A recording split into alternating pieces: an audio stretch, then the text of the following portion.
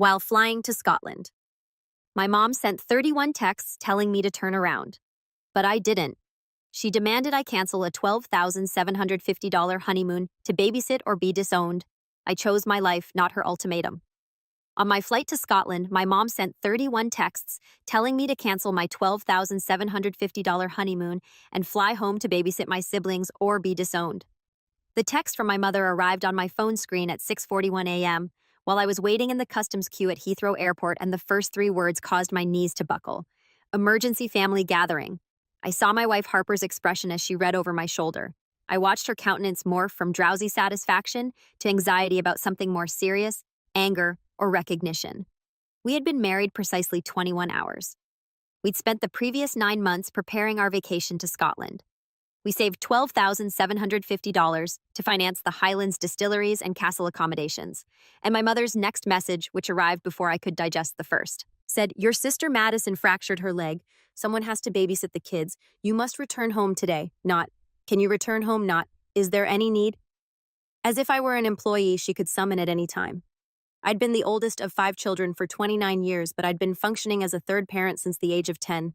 That's when my mother returned to school for her master's degree in educational administration, which required evening classes 3 evenings a week and weekend study sessions that took up the entire Saturday.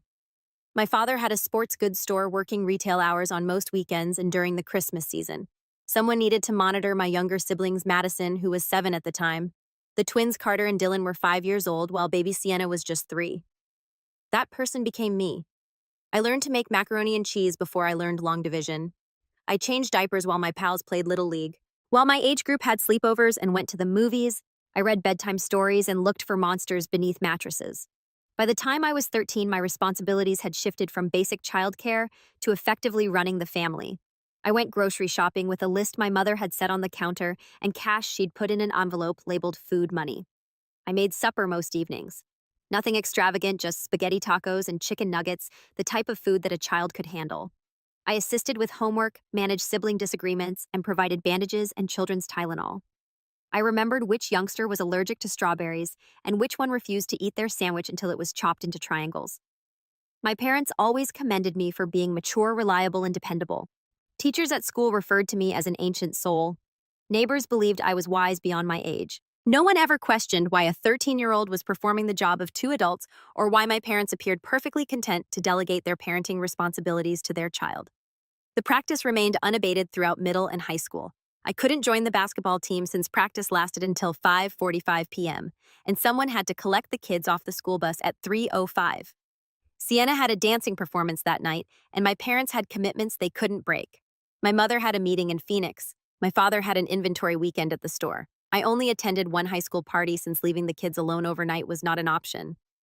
And my parents' notion of family time was for me to babysit while they went to dinner and watched a movie. I was admitted to Berkeley with a half scholarship, my ideal school, and my mother thought it was great but unrealistic. "We need you here," she replied, stirring her coffee at the kitchen table as if she were discussing the weather. "The children rely on you. Berkeley is really far away, so I went to stayed at home, traveled 35 minutes each way, worked part-time in a campus bookstore to save money, and returned home every afternoon to make sure the kids had food and got started on schoolwork." My mother had completed her master's degree by then and was working as a vice principal at the middle school, but her hours were never in line with the needs of the students. My father was still in the store working weekends and unreachable. At 23, I finished with a degree in civil engineering and was immediately hired by a mid-sized business that constructed municipal water systems. Good employment, fair compensation, and genuine career opportunities. I relocated to an apartment precisely 7 miles from my parents' house. 7 miles. That was the furthest I could psychologically rationalize going, since someone had to be accessible for the kids. That's when I met Harper. She worked as a pediatric occupational therapist at the Children's Hospital. Sharp, humorous, and really insightful, which made me uneasy at first. We'd been dating for 4 weeks when she casually requested for Thai cuisine. "So how frequently do your parents truly parent their own children?" The question hit like a blow. I had been telling her about postponing our dinner arrangements the night before since my mother asked me to keep the kids while she went to a retirement celebration. "They parent them," I explained defensively. "They're simply busy. It's easy for me to help." Harper had given me a long, probing gaze. "You did not help out last night. You were a parent. There is a distinction." I did not have a response for it. Harper did not push at first, but just watched. I had to regularly cancel arrangements because my mother would call with some sort of emergency, which typically meant trouble. They saw me spend my weekends driving kids to soccer games and birthday celebrations while my parents attended their own social events. I saw my phone fill up with texts from my mother at all hours. Dylan needs poster board for an assignment due tomorrow. Can you pick up Sienna after gymnastics? I am running late. Carter left his trumpet at home. Can you bring it to the school? Always posed as queries, but acting as mandates, because if I answered no, I would forsake my siblings. I sincerely and strongly loved my siblings. They felt like my children in ways that were probably unhealthy, but very genuine. When I proposed to Harper after 3 years of dating, she said yes right away. And then said, seriously, we need to talk about boundaries before we get married because I will not spend our marriage coming second to your parents' convenience. We spent months in premarital counseling with Dr. Elise Thornton, a licensed marriage and family therapist with 11 years of experience specializing in attachment and family systems. Dr. Thornton posed questions that made me sweat. When was the last time I said no to my parents? Never. Did I get paid for childcare? No. Have they ever thanked me? Not really. Did I recognize this as exploitation? The word hit me like a cold water. Exploitation. Not helpful, not familial support. Exploitation. We set limits 5 months before the wedding. I informed my parents that I would no longer be available for regular childcare, but that I would be pleased to assist in true emergencies. Saturday soccer games and forgotten lunchboxes did not qualify. My mother sobbed real tears, rubbing her eyes with a tissue as if I'd announced my death. After everything we've done for you, she murmured, her voice cracking. We reared you. We made a sacrifice for you, and now you are abandoning your family. The guilt trip was well executed, refined over years of experience. But Dr. Elise Thornton had prepared me for it. You are not abandoning anyone, she had emphasized throughout our session. You are creating age-appropriate boundaries. You are an adult son getting married, not an unpaid babysitter. My father's answer was colder and more caustic. Okay, he responded when I described the new restrictions, but don't expect us to bend over sideways if you need something someday. The connotation was apparent. The relationships in our family were transactional. I offered free work. They offered what exactly? Conditional affection and reluctant approbation. I tried not to think about it too much. The wedding occurred in April, a little ceremony with 85 guests at Harper's favorite botanical park. My parents came and smiled for photographs and made a toast about how delighted they were. My mother sobbed again during the ceremony, and I wanted to think it was genuine grief over her son's wedding, not performance art intended to make me feel bad. We scheduled the honeymoon for late August, when Harper's hospital schedule cleared and I could take time off work. Harper had dreamed of visiting Scotland since she was a child, fascinated with Outlander and ancient history. We had thoroughly investigated everything. Flights from LAX to London to Edinburgh, rental cars, small lodgings in the Highlands distillery tours, and castles. We'd saved every cent by avoiding meals and entertainment. Worked extra hours and putting birthday and wedding gifts directly into the vacation fund. Total cost $12,750 for 13 days. I told my parents about it 8 months in advance. 8 months. I gave them more than a half year to make alternate childcare arrangements plan around my absence and accept that my life did not revolve around their demands. My mother responded by nodding blankly and saying, "That's nice, honey," as if I'd told her I was considering trying a new coffee shop. There are no questions regarding the itinerary. There was little thrill about my first overseas vacation. There was no appreciation of how significant this was to me, just little indifference, which should have been my first red flag.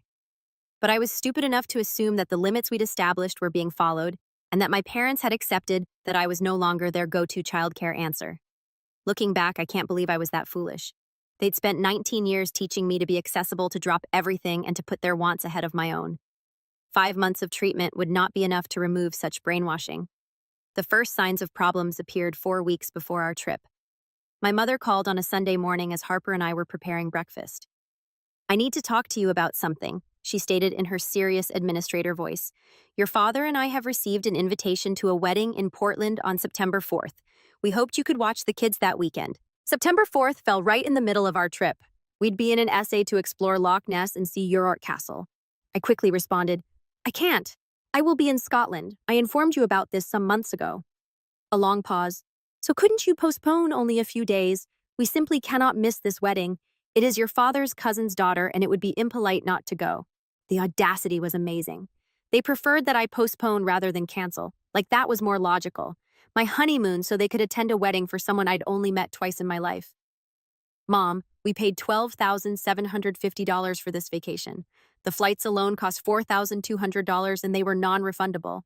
The hotels have been booked and paid for. I am not postponing my honeymoon. Her voice changed, taking on the pain tone that had always caused me to collapse. I just assumed family would come first. I had no idea we were such a hassle now that you are married. There it was. The allegation, the manipulation. Family comes first, which in her vocabulary implied that your demands are irrelevant. Only ours do. I remained firm, which was tougher than it should have been. I told you that you would need to hire a babysitter or find another option. Harper and I are traveling to Scotland as scheduled. She hung up without saying goodbye. The quiet treatment began. No calls, messages, or answers. When I tried to contact the children, it took 6 days. She eventually texted, "We discovered someone, a neighbor's daughter. She is charging us $240 for the weekend. I hope you have a wonderful trip." The subtle, antagonistic remark about the expense was typical, especially considering they frequently spent more than that on their own date evenings and weekend trips. They had money for social activities but despised paying for childcare. The calculation only worked if my effort was worth zero. We left LAX at 10:55 p.m. on August 28th for an overnight trip to London with a connection in Edinburgh. I notified my parents the precise dates, emailed them our itinerary, and let them know we'd be unavailable at times owing to travel and bad mobile coverage in the Highlands. My mother replied with a stern fine via SMS. My father had not replied at all. The quiet treatment persisted, and it was actually a comfort. No guilt trips, no last-minute pleas, and no fabricated crisis. Harper and I boarded the plane exhausted and excited, cuddled up in our economy seats, and finally relaxed for the first time in weeks. The flight arrived at Heathrow at 3:52 p.m. On August 29th, it is London time. We had a 2-hour stopover before connecting to Edinburgh. Time to have some dreadful airport cuisine, stretch our legs, and attempt to remain awake despite the jet lag. I turned off airplane mode on my phone while we waited at the gate, partly out of habit. It took around 45 seconds to connect to the international network. Then it began to vibrate repeatedly. The notification noises were continual, causing other passengers to look over with angry faces. My gut fell before I even looked at the screen because I knew, of course I knew. I received 31 messages, 16 from my mother, 9 from my father, 4 from my sister Madison, and 3 from family friends I seldom interacted with. All sent in the 9 hours we'd spent crossing the Atlantic. All are marked urgent, and they all scream catastrophe in that manner that makes your chest constrict, even though you know intellectually that it's most likely contrived drama. I opened my mother's texts first. They were time-stamped beginning at 7:48 a.m. Pacific time, which would have corresponded to when our plane was over Greenland. Madison shattered her leg this morning and tumbled down the stairs. She's currently in surgery. This is serious. So where are you? We need you home right now. Then I can't believe you aren't responding amid a family emergency. Then your sister may have died, leaving you unreachable. My hands became shaky. Madison was now 22 years old, living at home while completing her nursing degree at the public university, and she was still a member of the household I had helped nurture. A broken leg was severe, painful, and undoubtedly frightening, but surgery seemed excessive, unless it was a complicated fracture or many fractures. I wanted to call right away, but we were still in the terminal. Announcements blare as people surged by. Harper read over my shoulder, her face turning pale. "Oh no," she gasped. "Is she okay?" I didn't know yet. We discovered a calm nook beside a closed business. I phoned my mother. She answered the first ring. Eventually, she snapped. No hello. There was no awareness that I had been on a plane for 9 hours with no cell connection, just fury. "Where have you been?" Her voice was tight and piercing, but not filled with despair. Not the voice of someone whose daughter had just had emergency surgery. "We were on an aircraft," I explained, trying to remain cool. "What happened? Is Madison all right?" "What sort of surgery?" My mother sighed deeply and dramatically.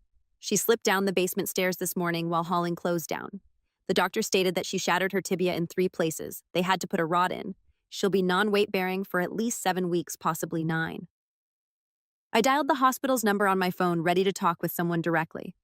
"Okay, that's quite serious. I'm so sad she's going through that. Is she out of surgery? Can I speak to her?" My mother gave a disappointed sound. "She's in rehab and extremely drugged. She is not available for phone calls." Then came the punchline. The true reason for the hurried text. "We need you to come home. Someone needs to keep the kids while we take care of Madison. Your father and I cannot handle anything alone. You need to cut your trip short and return today." There it was. Not "Madison is dying and would like to see you. We do not require family help during a medical crisis. But we do need to come home and babysit since we have more essential things to accomplish." Carter and Dylan were now 19 years old, having finished their sophomore year at State. Sienna was 17 years old and a senior in high school. They were not little children who need regular care. They were almost grown-ups themselves. Mom, the twins are 19. They're old enough to care for themselves and assist Sienna. I'm not sure why you want me to travel home from Scotland on the first day of my honeymoon to babysit youngsters. Long, scary quiet. I can't believe you've gotten so selfish. Your sister recently underwent surgery and you're concerned about your trip. There was the word again.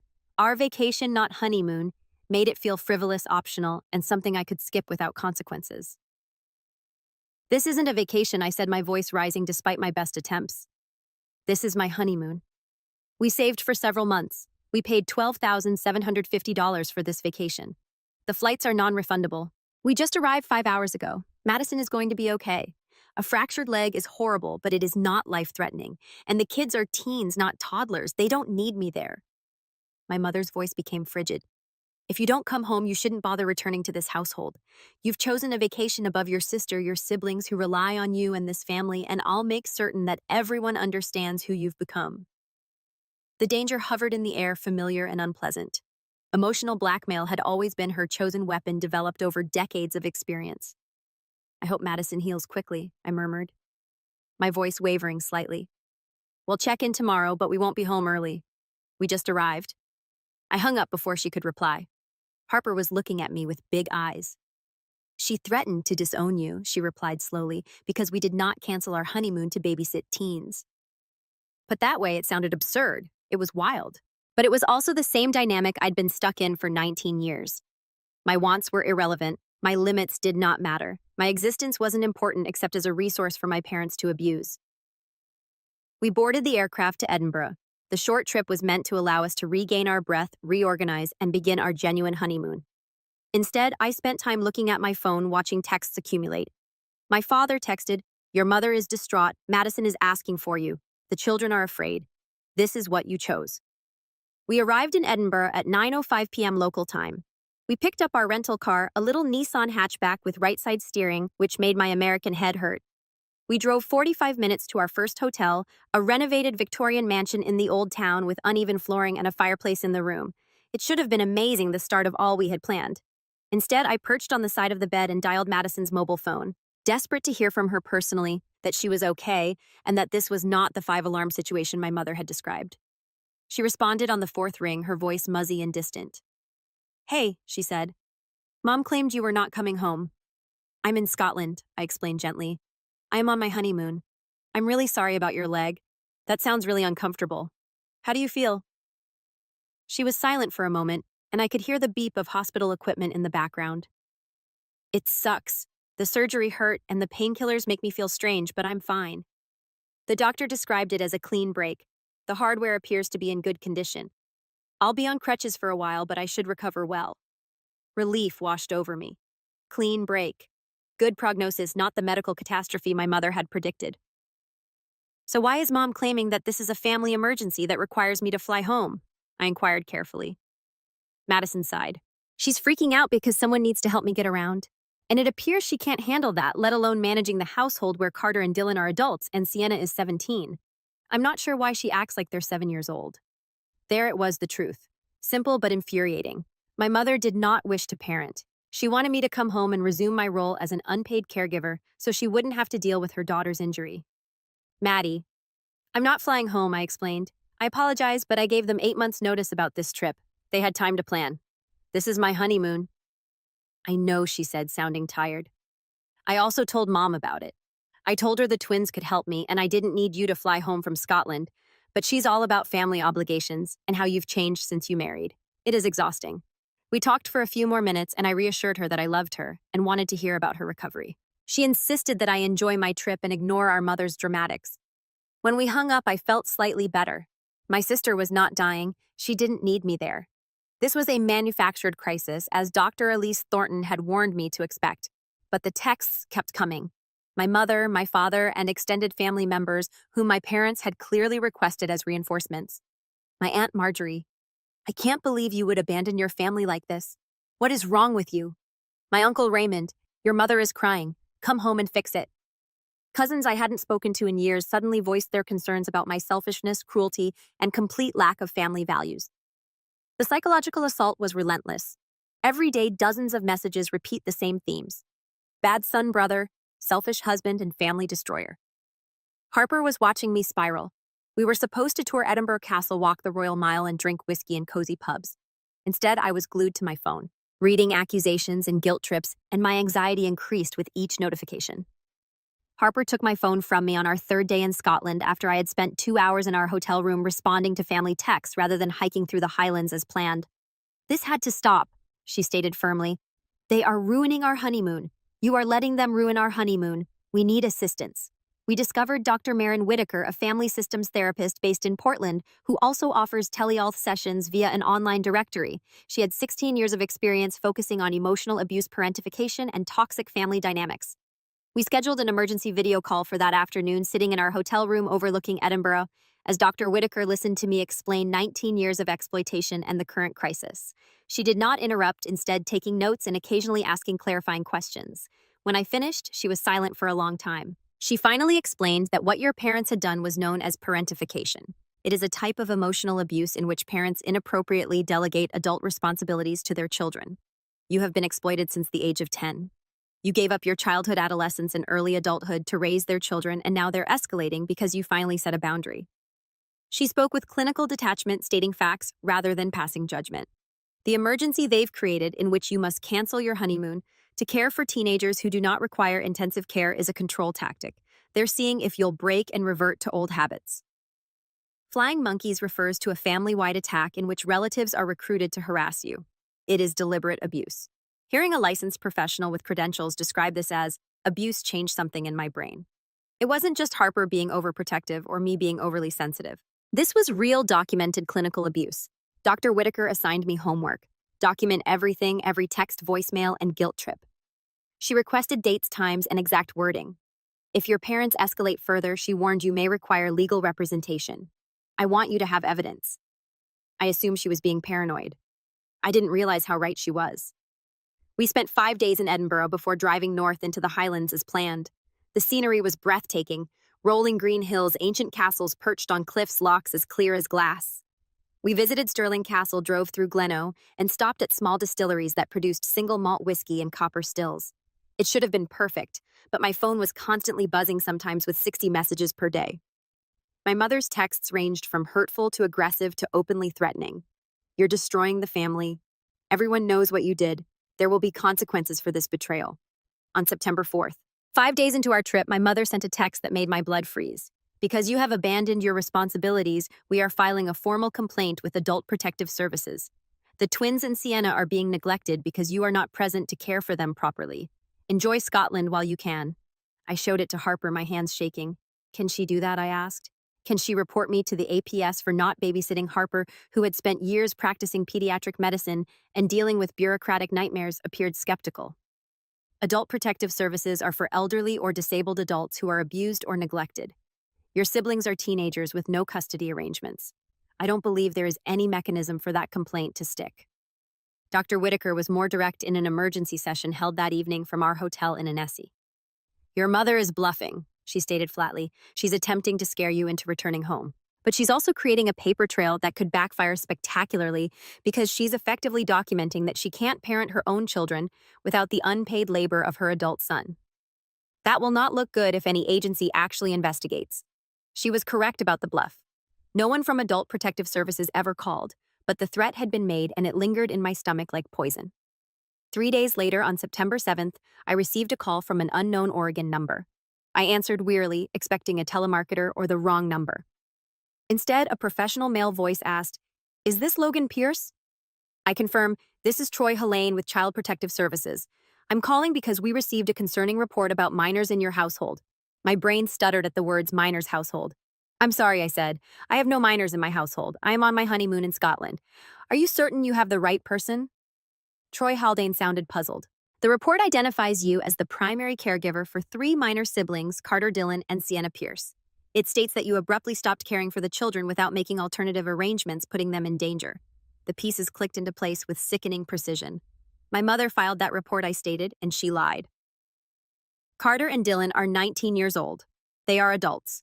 Sienna is 17, but she is with our parents, who are her legal guardians. I am their 29-year-old brother. I have no custody, guardianship, or legal responsibility over any of them. I am on my honeymoon with my wife. There was a prolonged pause. Could you describe your relationship with your siblings and your role in the household? Troy asked cautiously. So I told him everything. The parentification that began at the age of 10, the 19 years of unpaid childcare, the boundaries I set before getting married, the honeymoon we had planned for months. My mother's insistence that I cancel everything to babysit teenagers who did not require intensive care, and the escalating harassment and threats. Troy listened without interruption, and I could hear him typing notes. After I finished, he said something that changed everything. Mr. Pierce, I want to be very clear about something. The report we received was filed by your mother. In an attempt to make you appear neglectful, she has made several concerning admissions about her own parenting. He explained that CPS would perform a home evaluation within 72 hours. They would interview the children, assess living conditions, and determine whether adequate care was being provided. For the record, Troy stated, "You are not in any legal trouble. You're an adult sibling without a custody arrangement.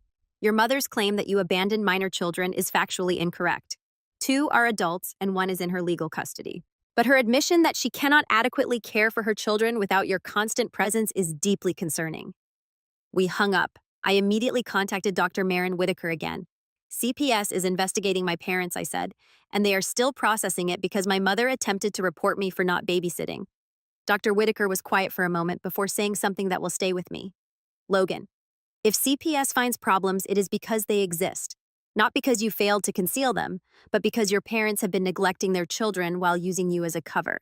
You've been so effective for so long that the system never noticed what was really going on beneath the surface." She was correct. I'd been the Band-Aid on a wound that would never heal. And now that I had pulled away, the infection was visible.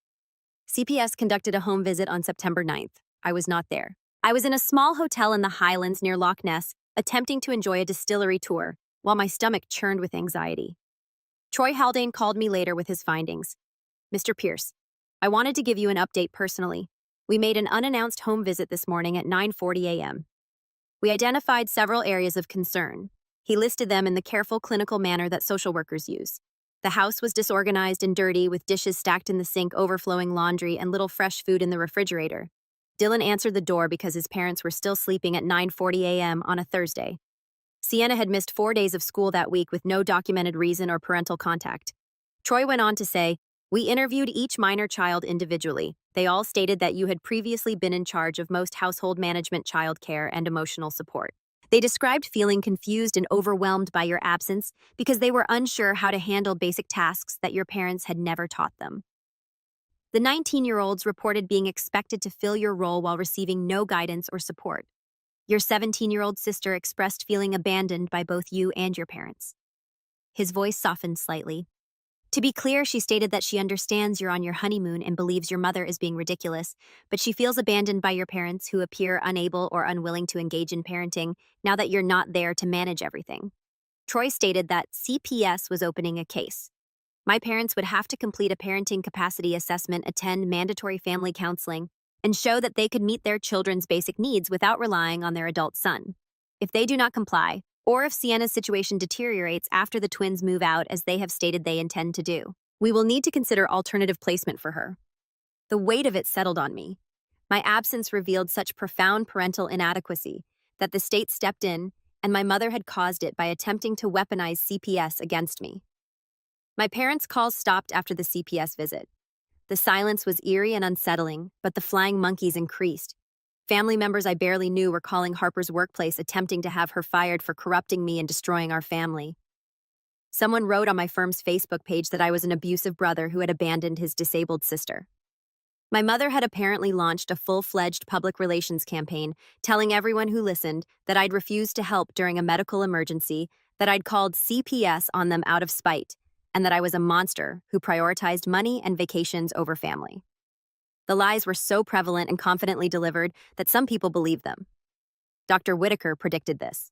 When you stop enabling dysfunction, the dysfunctional people will rewrite history and paint you as the villain she had warned, because admitting that they are the problem would necessitate self-reflection and change, which they are incapable of. It is easier to blame you. I knew she was correct intellectually, but reading messages from cousins and aunts calling me evil, seeing my name dragged through the mud on social media, and having my reputation shredded by people who didn't know the truth hurt in ways I wasn't expecting. On September 11th, 5 days before our scheduled flight home, I received an email from an attorney named Daniel Cross of Cross Family Law Group. The subject line read, "Legal consultation of Pierce family harassment case." He stated that he specialized in family law, specifically parental alienation, exploitation, and harassment. Dr. Whitaker had referred him to me because he believed I might need legal representation due to my parents' escalating behavior. "I've reviewed the documentation Dr. Whitaker forwarded with your permission." He said, "You have a compelling case for harassment, defamation, and possible parental exploitation.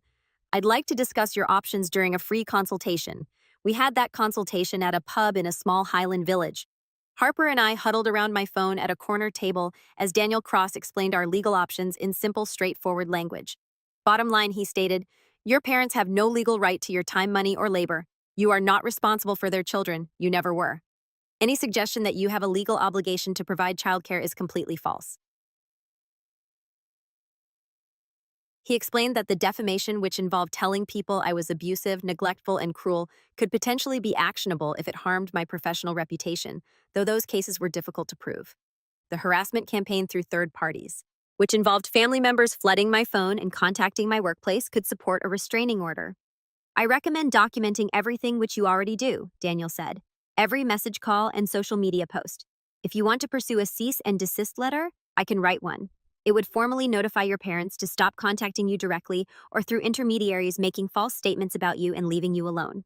It is not legally enforceable like a restraining order, but it establishes a paper trail and demonstrates your seriousness. When most people realize there are actual legal consequences, they usually back down." Harper and I decided to have the letter drafted. We decided whether to send it after we returned home and could assess the situation face to face. But just having an attorney, someone with legal expertise on our side, made me feel less powerless against the onslaught. We ended our honeymoon. We visited more castles, drank more whiskey, and hiked through breathtaking landscapes that did not seem real. But every moment was clouded by my phone buzzing with abuse, the knowledge that my family was imploding while I was an ocean away, and the creeping guilt that perhaps I should have just returned home. We flew back on September 12th, landing in Los Angeles at 6:33 p.m. After 14 hours in the air, I turned off my phone's airplane mode and braced for the usual avalanche. Instead, I received a single message from an unknown number. "Hello, it's Carter. I got a burner phone, so Mom can't monitor this. Can we please talk?" I called him from the baggage claim. He responded immediately, his voice tight and strained. "Are you back?" he asked. I said, "Just landed." "What's happening? Are you okay?" Carter remained quiet for a moment. When he spoke, his voice crackled. "Mom and Dad are informing everyone that you called CPS to destroy the family. They claim you made everything up to punish them. Aunt Marjorie and Uncle Raymond were here yesterday, and it was like an intervention about what a terrible person you've become." He paused. "Dylan and I know we've been trying to stay together since you left, and it's been a nightmare. Mom barely functions. Dad works before zoning out in front of the television.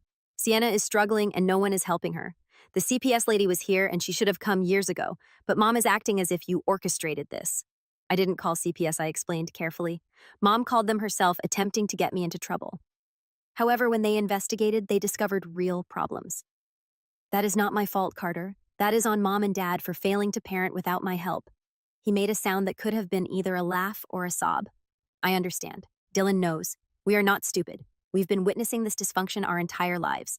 You leaving has made it impossible to ignore, and we're done. Dylan and I are moving into an apartment together in 6 weeks. We have already signed the lease. We can't do it anymore." His voice was full of relief, guilt, and exhaustion. My 19-year-old brother sounded like he had aged a decade in 2 weeks. "I'm sorry you're stuck with this," I said, meaning it. "But you're making the right decision. You cannot give up your life to parent your parents. They must figure it out themselves." We talked for another 25 minutes. Me and the twin I'd helped raise, whom I'd taught to ride a bike, assisted with math homework, and counseled through breakups. He talked to me about the apartment, his plans, and his fear of leaving Sienna behind. I assured him that Sienna would be fine, that CPS was monitoring the situation, and that sometimes the best thing you can do for someone you love is to let the system work. The next day, Harper and I met with Daniel Cross at his downtown Portland office. He was older than I expected, possibly in his early 60s, with gray hair and the calm professionalism that would have cost clients a lot of money. We sat in his conference room and reviewed everything: the texts, the voicemails, the social media attacks, the CPS report, the fake emergency, the harassment campaign. Daniel took detailed notes, occasionally asking questions. When we were finished, he sat back and folded his hands. This is one of the clearest cases of parental exploitation and subsequent retaliation I've encountered. He said you have extensive documentation. Dr. Whitaker's assessment provides expert validation. The CPS investigation corroborates your account. If your parents attempt any legal action against you, which they won't because they'd lose immediately, we can shut it down instantly. Can they actually sue me for anything I asked because at this point I didn't know what was possible? Daniel shook his head. They could file a frivolous lawsuit. Sure, anyone can sue anyone, but they have no standing. You have no legal obligation to provide childcare for siblings. The concept doesn't exist in law. If anything, you'd have stronger grounds to sue them. 19 years of unpaid labor, lost educational opportunities, emotional damages. I don't recommend that route because family litigation is expensive and traumatic, but you'd have a viable case. He slid a document across the table. This is the cease and desist letter. If you authorize it, I'll have it delivered tomorrow. The letter was formal and unambiguous. My parents were to cease all direct contact with me or Harper. Stop recruiting third parties to contact or harass us. Stop making false statements about us to family members or on social media. And cease all attempts to hold me responsible for childcare or financial support of my siblings. Failure to comply would result in legal action, including restraining orders and potential defamation suits. It was harsh. It felt necessary. Harper and I signed the authorization. Daniel promised to handle delivery and follow-up. Fair warning, he said as we left. People like your parents tend to either back down completely or escalate dramatically when served legal papers. There's rarely middle ground. Be prepared for either response. The cease and desist letter was delivered on September 18th at 3:12 p.m. According to the courier's tracking, my mother called 22 minutes later. I didn't answer. She left a voicemail that was 3 minutes of hysteria. Screaming, crying accusations so garbled I could only catch fragments. Ungrateful lawyer destroying the family. Never forgive. My father called next. When I answered, his voice was cold and distant. So this is what we've come to. You're threatening us with lawyers because we asked for help with your own family. The reframing was masterful. Demanding I cancel my honeymoon had become asking for help, and 19 years of exploitation had vanished entirely from the narrative. Dad, you didn't ask for help. You demanded I cancel my honeymoon to babysit teenagers. When I said no, Mom faked a medical emergency severity, weaponized my siblings against me, recruited extended family to harass us, and then accidentally got CPS called on herself. That's not asking for help. That's abuse. Long silence. Then if that's your perspective, I don't think we have anything more to discuss. He hung up. That was the last direct contact I had with either parent. The flying monkeys persisted for a few more weeks, but Daniel sent cease and desist letters to the most aggressive ones, and the messages gradually stopped. My parents had apparently decided that complete arrangement was preferable to accountability or change. The CPS case continued for 5 months. Troy Haldane updated me periodically. My parents had completed 2 parenting assessments. Both scored poorly on measures of emotional availability, child engagement, and understanding of developmental needs. They attended 4 sessions of mandatory family counseling, then stopped showing up, claiming the therapist was biased and didn't understand their family. The house conditions had improved marginally, mostly because Carter and Dylan had been doing cleaning and cooking before they moved out. Sienna was back in school consistently, but her grades had dropped, and she'd told her school counselor she felt emotionally neglected at home. The issue is that your parents are barely meeting minimum standards, Troy explained in one call. They're not abusive in ways that would justify immediate removal, but they are profoundly inadequate parents. Your sister essentially parents herself, gets herself to school, makes her own meals, manages her own schedule. Your parents provide a house and financial support, but almost no emotional engagement or practical guidance. He sounded frustrated. Unfortunately, inadequate parenting isn't usually grounds for removal unless it causes demonstrable harm. But we're monitoring closely, especially now that the twins have moved out and your sister has lost her buffer. In January, 4 months after we'd returned from Scotland, Carter called me with news. Madison is moving out. He said she found a job at a hospital in Seattle, and she's transferring to finish her nursing degree up there. She's leaving in February. My first thought was relief that Madison was getting out, followed immediately by worry about Sienna. What about Sienna, I asked. Carter was quiet. She's counting down the days until she turns 18 in May. She's already been accepted to state and she's planning to live in the dorms. 5 months and she's out. She just has to survive until then. Survive. The word hit hard. My baby sister, the 3-year-old I'd helped raise, now having to survive in her own parents' house until she could legally escape. Is she safe? I asked. Carter sighed. Physically, yeah, but emotionally. Mom and Dad barely talk to her. They're like roommates who ignore her. She eats dinner alone in her room most nights. When CPS came to check on things last month, she told them everything was fine because she's so close to aging out that she doesn't want to risk getting put in foster care. She'd rather be lonely than in the system. It made sense, but it broke my heart. In March, I got a call from Sienna herself. We hadn't talked much since I'd been back. A few short texts, nothing substantial. But now she called, her voice small and uncertain. "Hey," she said, "I wanted to tell you something before you heard it from someone else. I got into state full-ride academic scholarship. I'm moving into the dorms in August." Pride flooded through me, mixed with relief. "Sienna, that's incredible. I'm so proud of you. A full ride is amazing." She laughed, but it sounded sad. "I basically raised myself this year. Did all my college apps alone, wrote my essays alone, figured out financial aid alone. Mom and Dad didn't help with any of it. They didn't even ask. We talked for over an hour, my sister and I, about her plans and her fears and her hope for a future where she didn't have to parent herself. She told me she'd been in therapy through her school counselor, working through the realization that our parents' neglect wasn't normal or acceptable. She said she understood why I'd left, why I'd set boundaries, why I couldn't keep sacrificing my life for their dysfunction. "I don't blame you," she said quietly. "I'm going to do the same thing once I'm out. I'm going to build my own life, and they can figure out how to function without using their kids as unpaid labor."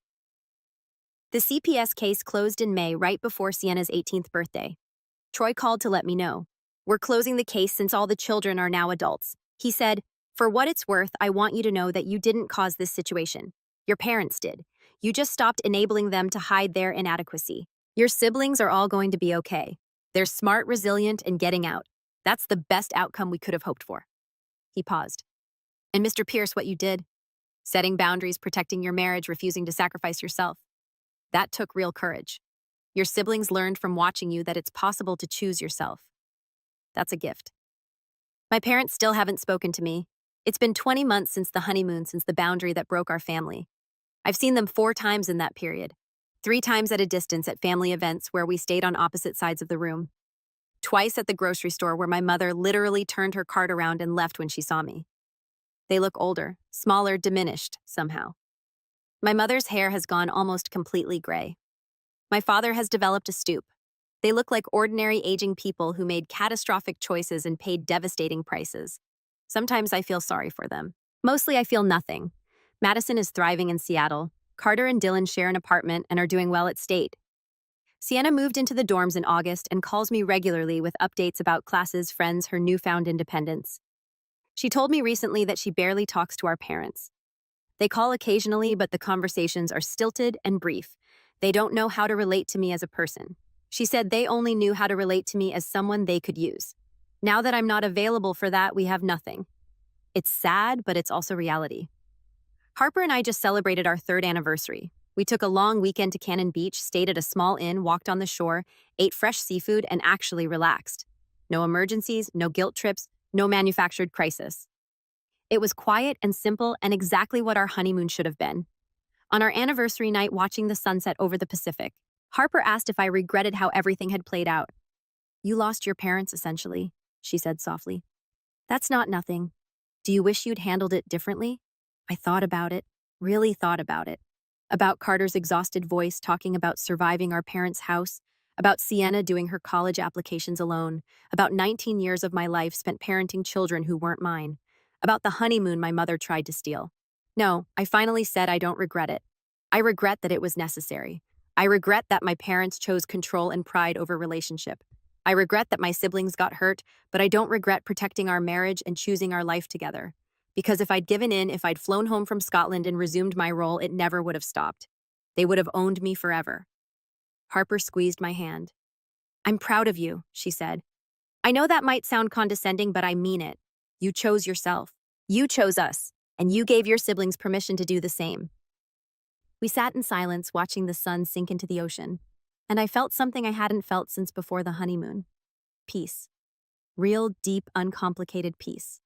Not the absence of conflict, but the presence of freedom. Freedom from obligation, exploitation, and the crushing burden of other people's refusal to mature. Sienna sent me a letter 2 weeks ago. Not a text or email, but a real handwritten letter in the mail. "Dear Logan," it began. "I've been thinking a lot about what happened to Mom and Dad during the honeymoon. I was confused and angry at first, but now I get it. You were not abandoning us. You showed us that it is possible to set boundaries. Watching you stand up to them. choosing your own life despite everyone accusing you of being selfish.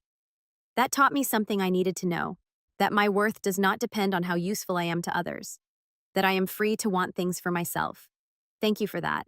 I hope you and Harper are happy. You deserve to be happy after everything you've given up for us. Love, Sienna. I called her in the evening. We discussed school, her psychology major, and her future plans to work with children from dysfunctional families. She sounded light, unburdened, and free in ways she had never done growing up. At the end of the call, she said, "Hi, Logan. I'm so glad you went to Scotland. I'm glad you did not let them ruin your honeymoon. You deserve the trip." My throat tightened. You deserve to choose yourself. Thank you, Sienna. That means a lot. We hung up. I sat in our living room in the house Harper and I purchased last year, and I realized that this quiet evening with my wife, this freedom to build our own life, the absence of constant crisis and manipulation was worth every painful consequence. My parents expected me to cancel my honeymoon to look after my siblings. When I refused, they attempted to destroy me, staged emergencies, weaponized my siblings, recruited flying monkeys, threatened legal action, and accidentally imposed CPS on themselves. They lost custody of their children's emotional well-being, lost relationships with all of their children except through formal politeness, lost their reputation in our extended family, lost their oldest son permanently. And according to relatives I still speak with, they continue to blame me for everything, telling anyone who will listen that I am a vindictive monster who destroyed our family out of selfishness. Perhaps some people believe them. I don't care anymore because I know what actually happened. Therapy notes. CPS, reports, legal files, and my siblings' testimonies all bear witness to this. The truth is devastatingly simple. I wasn't supposed to be their parent. I was supposed to be their son, brother, and family member with proper boundaries and mutual respect. When I finally stopped being their unpaid servant, the dysfunction they had created through my exploitation collapsed. That is not my failure. That is theirs, and I am free. Finally, complete and permanent freedom.